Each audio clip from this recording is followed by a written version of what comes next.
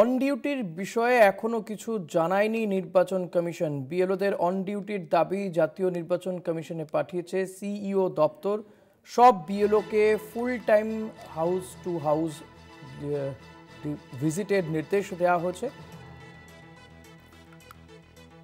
On duty বিষয়টি এখনো কিছু জানায়নি নির্বাচন কমিশন। বিএলওদের অন ডিউটির দাবি জাতীয় নির্বাচন কমিশনে পাঠিয়েছে সিইও দপ্তর।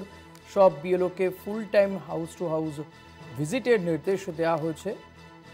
কিন্তু সেক্ষেত্রে একাধিক প্রশ্ন উঠছে।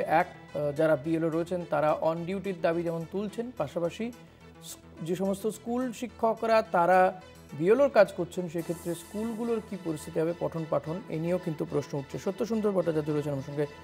সত্য, এক্ষেত্রে সিইও দপ্তরের পক্ষ থেকে কি বলা হচ্ছে? আদৌ কি এই বিএলওদেরকে অন ডিউটি দেওয়া হবে? দেখো, বিএলওদের অন ডিউটি দেওয়া হবে কিনা সেটা কিন্তু একেবারেই রাজ্য সরকারের সিদ্ধান্ত, এমনটাই নির্বাচন কমিশন সূত্রে খবর। তার কারণ তারা জানাচ্ছে যে এর আগে বিএলওদের প্রশিক্ষণের সময় তারা তাদের এই গোটা এসআইআর প্রক্রিয়ায় এই সময়কালে তারা যে কাজ করবে এই সময় তারা অন ডিউটির দাবি জানিয়ে বিক্ষোভ দেখিয়েছিলেন, এমনকি তাদের ডেপুটেশন দিয়েছিলেন সংশ্লিষ্ট ইআরওকে।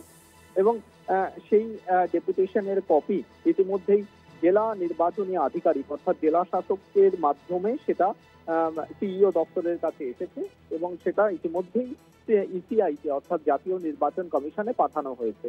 জাতীয় নির্বাচন কমিশন এ বিষয়ে সিদ্ধান্ত নেবে। তবে এর আগে বিহারের এসআইআর এর ক্ষেত্রে কিন্তু সেখানে বিহারের মুখ্য সচিব এ বিষয়ে একটি অর্ডার জারি করেছিলেন সরকারি তরফে, যে তাদের অন ডিউটি রাখা হোক সেই মর্মে, এবং সেই কারণেই সেখানে তারা অন ডিউটিতে কাজ করেছিলেন।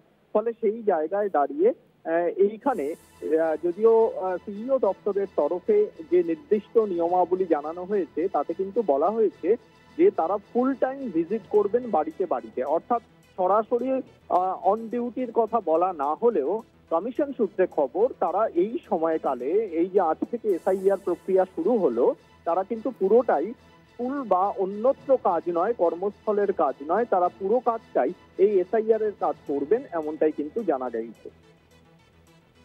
ধন্যবাদ সত্য। কথা বলছিলাম প্রতিনিধি সত্য সুন্দর ভট্টাচার্যের সঙ্গে।